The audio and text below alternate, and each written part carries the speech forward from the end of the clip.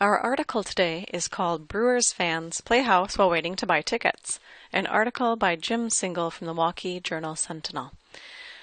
First, we're going to look at some vocabulary.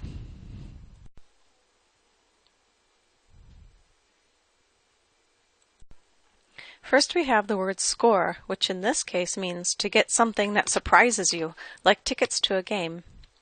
Then we've got squatters, who are people who sit outside of a place, waiting in a place that doesn't belong to them. Electrical outlet is a small plate to plug in an electrical device. And overdoers are people who take on too many projects or work. Tailgate is a party outside of a stadium before a professional football or baseball game. Embrace is to be open to something. And sense of community means a feeling of belonging to a group of people.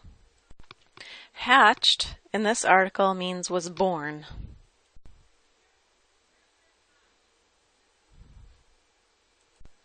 Stopped short means to hold back from doing another thing. And tailgaters are the people partying and picnicking outside of a stadium.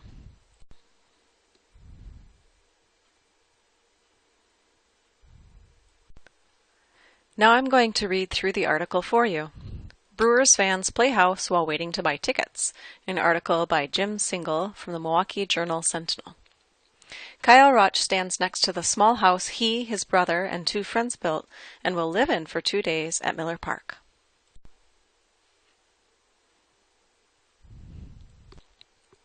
Hoping to score tickets for the Brewers' home opener, Kyle Roch opened a home of his own in the growing line of superfans outside Miller Park.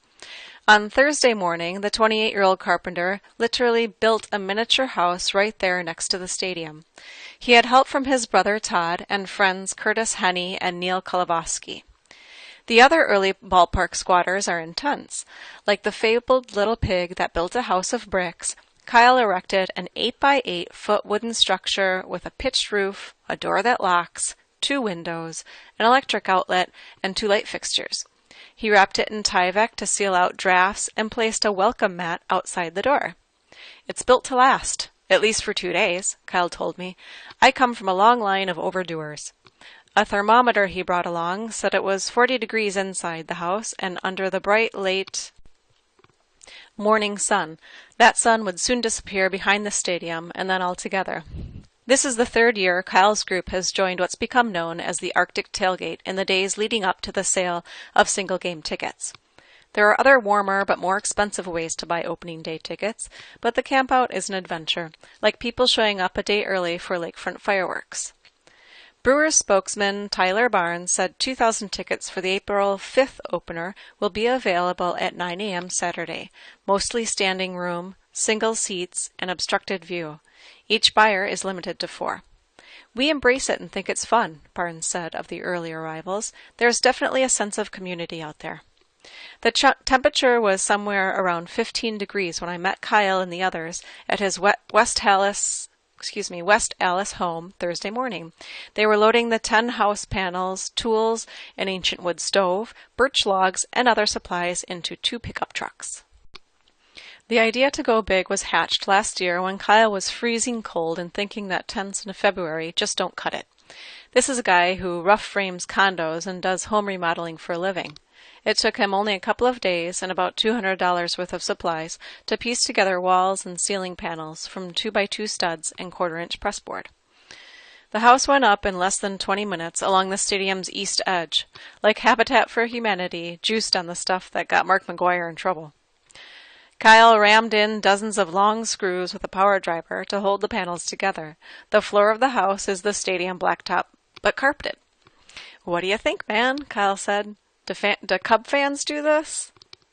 People driving past on the highway honked their support.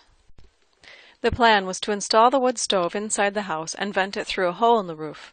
"We have a carbon monoxide detector just in case," Kyle said. His wife Rachel was lobbying for a fire extinguisher. "I'm surprised he didn't put a sprinkler system in this thing," Brother Todd joked. "You know how houses in real life have to pass code inspection? Same with the tailgate house." "Who belongs to this one?" Stadium security guard Mike Boinski inquired when he pulled up in a motorized car. Mike, also a West Allis firefighter, said there's no way that wood fire was happening inside a wood house, especially with drinking involved. He was nice enough about it. "What time is the satellite dish being installed?" he asked. Kyle was disappointed. "I kind of knew that was going to happen. I get where he's coming from," he said. "It's still a big wooden house. We'll be warm in there," Todd assured him. Kyle planned to hang a hammock in the house as his bed. They also brought sleeping bags for their stay of 2 days and 2 nights. By Friday night, they expect to peak at 6 tenants. It's brats, subs, and beer for lunch and dinner. Kyle stopped short of installing indoor plumbing, but the portable toilets are just a short walk away. 20 tenants are ahead of them in line, with the first one showing up on Tuesday night. Haley Keepers peeked out of her tent when she heard a new next-door neighbor, Kyle, power stapling the Tyvek wrap. "It's pretty fancy," she said. First-time Arctic tailgaters, she and her boyfriend Scott Radke didn't bring any heat source except for their own 98.6. "We have like 10 blankets and 2 sleeping bags, and I have long underwear," she said. On Saturday, the guys will disassemble the house. Kyle plans to store it in his basement for use again next February. Todd said it would be sweet if Kyle added some Brewers logos to jazz up the exterior. "Maybe next year," he said, "when he puts a second floor on it."